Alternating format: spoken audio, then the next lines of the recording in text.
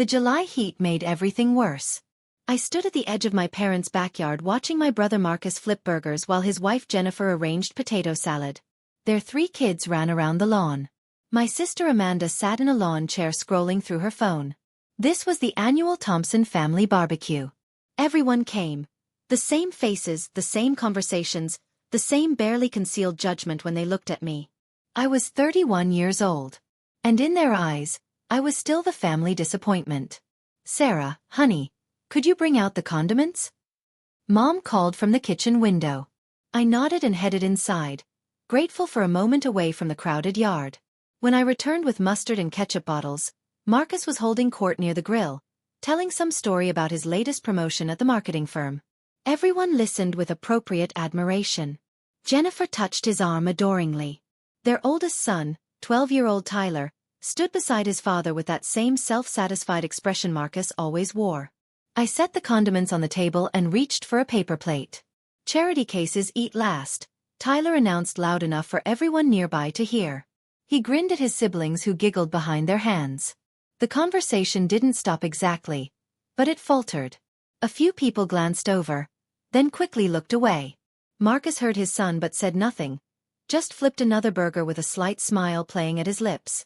Jennifer actually laughed, a quick little sound she tried to hide behind her hand.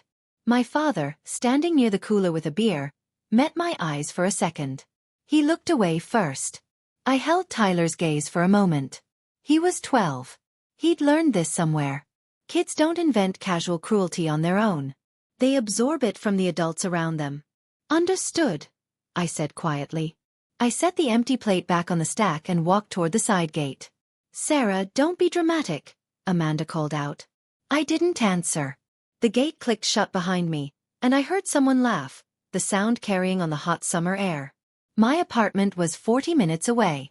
I changed clothes and sat on my couch staring at my phone. I'd moved past anger years ago. Now I just felt tired. My phone buzzed at 9:30 that night. "Dad, the business needs your investment. Can we talk tomorrow?" I stared at the message for a long time. Thompson and Associates, the consulting firm my father had built over 30 years. Marcus was VP of Operations. Amanda handled HR. It was a family operation, except they'd never offered me a position. 3 years ago, when their Western expansion was failing, Dad had mentioned they needed capital. Anonymous investors would be fine. I'd moved $800,000 through my investment firm into the company. Over 2 years, I'd added another $4.2 million. I owned 37% of Thompson and Associates. Dad owned 41%. Marcus had 15%. Amanda had 7%. They had no idea. The paperwork listed my holdings under Sterling Capital Group. I typed back, "Never again." Then I opened my email and composed a message to my investment manager, David Chin at Sterling Capital. Effective immediately, I want to divest all holdings in Thompson and Associates. Begin the process tomorrow morning. I want clean separation within 30 days. I hit send and turned off my phone. The next morning, I went to work. I was a financial analyst for a mid-sized investment firm, a job my family considered barely adequate. Glorified accountant, Marcus had called it once. What they didn't know was that I'd been managing my own investment portfolio since I was 24. That I'd turned a modest inheritance from my grandmother into a net worth that would have shocked them into silence.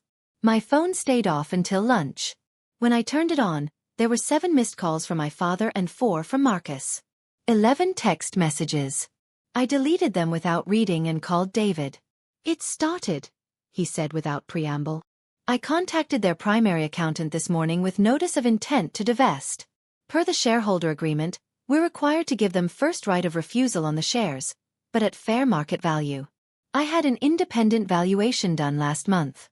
Your 37% stake is worth approximately $11.4 million at current valuation. How long until they figure out who owns the shares?" "They know now. I spoke with Richard Thompson directly an hour ago. He asked me to have you call him." "What did you tell him?" "That you were unavailable and all communications should go through my office." "Perfect. Proceed with the divestment." That evening, my father showed up at my apartment. I watched through the peephole as he knocked, waited, knocked again. His face looked gray. After 5 minutes, he left. The messages started coming faster. Mom, Marcus, Amanda, even Jennifer. All variations of the same theme. We need to talk. This is a misunderstanding. Family doesn't do this to family. Family doesn't do this to family. I thought about Tyler's grin, about Jennifer's laugh, about my father looking away. On day 3, David called with an update. Thompson & Associates doesn't have the liquid capital to buy you out at fair market value. Their bank is refusing to extend additional credit for a shareholder buyout. Marcus Thompson called me this morning, somewhat agitated. He suggested you might accept a lower valuation in the interest of family harmony. What did you say? I told him shareholder agreements don't have family harmony clauses. I smiled despite myself. What are their options? They can attempt to secure outside investment to buy you out, which will take time and likely require them to take on a new partner.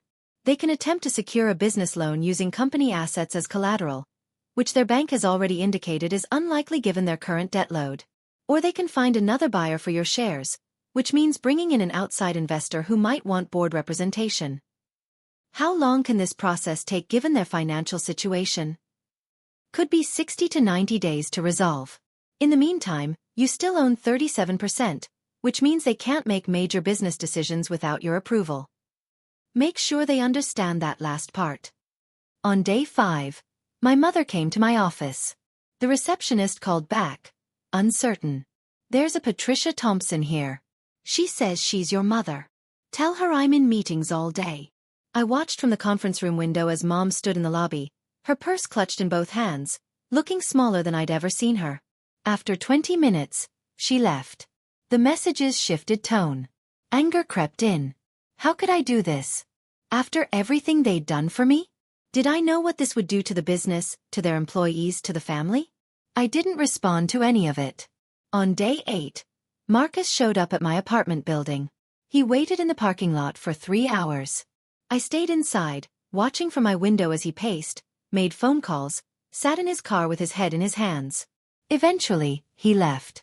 That same evening, David forwarded me an email chain. Thompson & Associates' primary lender, First National Bank, had requested an emergency meeting. The loan officer wanted clarification on the ownership structure change and how it might impact their outstanding credit lines. The bank was concerned about stability. This is standard procedure when there's significant ownership flux, David explained when I called him. But it's putting pressure on them. The bank won't make any moves on new lending until the ownership situation stabilizes. How does that affect them? They have a major equipment lease coming up for renewal next month. Without bank approval, they'll have to pay cash or let the lease lapse. Their entire infrastructure runs on leased servers. I processed that information silently. David continued, I also received a call from their corporate attorney, Linda Morrison. She wanted to know if there was any way to resolve this that didn't involve outside investors. She seemed quite worried about the firm's future. What did you tell her? That my client's decision was final.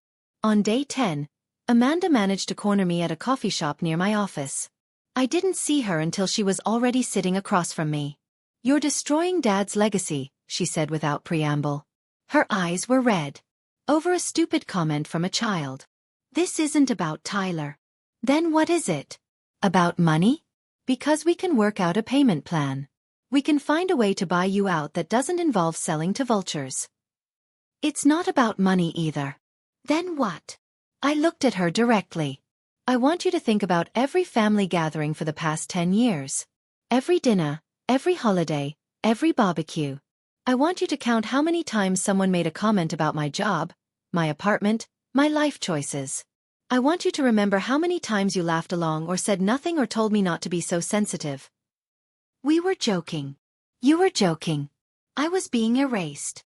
Amanda's face crumpled. This will ruin Dad. The business is his whole life.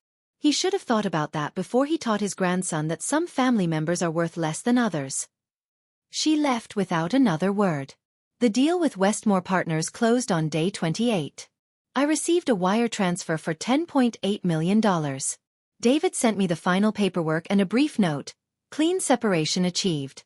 Thompson and Associates now has 2 board members from Westmore Partners. They're implementing an immediate operational review. The first board meeting happened 3 days later. David had contacts at Westmore and heard the details. The 2 new board members, Catherine Rodriguez and James Park, had come prepared with questions. They wanted to see 5 years of financial statements, complete employee performance reviews, justification for every executive salary, and a detailed analysis of client retention rates. My father had presented the company's history, the relationships he'd built, the reputation they'd maintained. Catherine listened politely, then asked why their profit margins had declined 3% over 2 years despite revenue growth. Marcus tried to explain their expansion strategy. James asked why they'd expanded into territories with lower profit potential when their core market still had room for growth. Amanda's HR department was questioned extensively. How many employees? What was the turnover rate? Why did they need 3 full-time HR staff for a 40-person company? Amanda stammered through her responses. The meeting lasted 4 hours. At the end, Catherine outlined Westmore's expectations. Detailed quarterly reports, efficiency improvements, possible restructuring. The phrase, possible restructuring, hung in the air like a threat. I heard through the family grapevine, cousins and aunts who still reached out occasionally, that Marcus had actually cried in the parking lot after that meeting. Jennifer had to drive him home. Dad had been silent for days, just sitting in his home office staring at papers. The business would survive. David assured me. Westmore specialized in turning around mid-sized firms. They'd make it more efficient, probably more profitable. But it wouldn't be the Thompson family business anymore. It would be a company that happened to employ some Thompsons. My father now had to present quarterly performance goals to people who didn't care about his 30-year legacy, only about return on investment. I didn't feel triumphant. I felt quiet. 3 months after the barbecue, I received a letter, actual paper in the mail. My father's handwriting on the envelope. Inside was a single page. Sarah, I understand now what we did. What I did. I taught my children and grandchildren that success looks a certain way. And anyone who didn't fit that picture wasn't worth the same respect. I taught them that some people eat first and some people eat last. I'm sorry it took losing everything to see how wrong I was. I know this apology doesn't fix anything. I'm not asking for forgiveness. I just wanted you to know that I finally understand. The business will survive. We'll adapt to our new reality. But I've lost something more important than Thompson and Associates. I've lost my daughter.